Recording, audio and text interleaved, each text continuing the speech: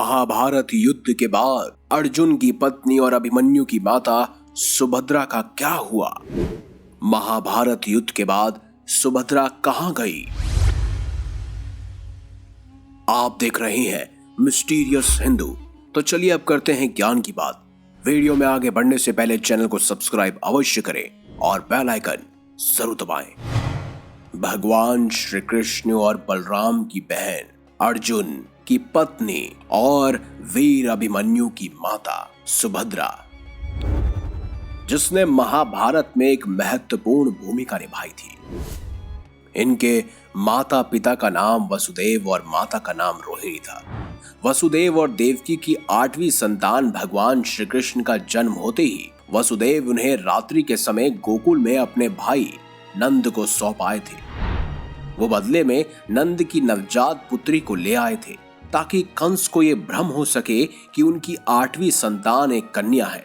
बाद में कंस द्वारा कन्या के वध का प्रयास करने पर कन्या योग माया के रूप में प्रकट होकर अंतर्ध्यान हो गई और बाद में सुभद्रा के नाम से जाने जाने लगी। महाभारत में ये तो आप जानते ही होंगे कि बलराम द्वारा दुर्योधन को सुभद्रा के दूल्हे के रूप में उसकी सहमति के बिना चुनने और अर्जुन की भावनाओं के प्रति उसके पारंपरिक संबंध के बारे में बताया गया है। जब सुभद्रा को पता चला कि उनका विवाह दुर्योधन से होगा, ऐसे में भगवान श्री कृष्ण के कहने पर अर्जुन सुभद्रा के साथ वहां से भाग जाते हैं।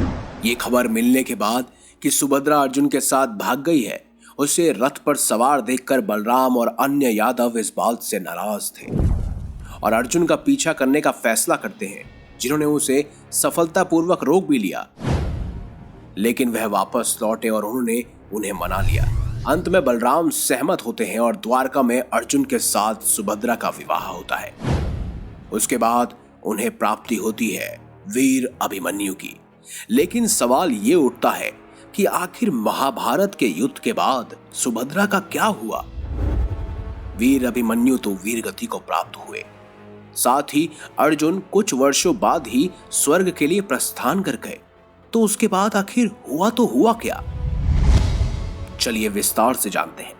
दरअसल वीर अभिमन्यु के पुत्र परीक्षित के सिंहासन पर बैठने के बाद सभी स्वर्ग के लिए प्रस्थान करने लगे। स्वर्ग के प्रस्थान का समय नजदीक था। युधिष्ठिर ने दोनों राज्यों हस्तिनापुर को अपने पोतों को शासित करने के लिए दे दिया।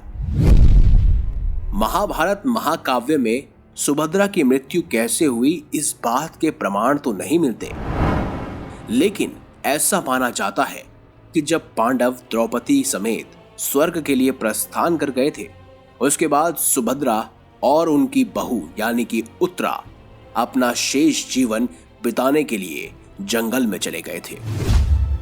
वहीं जब उन्होंने सुना कि भगवान श्री कृष्ण ने देह त्याग दिया है और यादवों का विनाश हो चुका है, तब उसके बाद सुभद्रा ने भी अपना देह त्याग दिया था। तो अगर आपसे कोई पूछे कि महाभारत के बाद सुभद्रा का क्या हुआ, तो आप उन्हें ये वीडियो अवश्य दिखाइएगा।